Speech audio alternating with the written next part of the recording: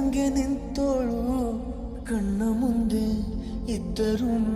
ಕಾಣಲಿಲ್ಲ ಯಾಕೋ ಜೀವದಾನ ಮಾಡಿ ಹೋದ್ಲಯ್ಯ ಜೋಗಿ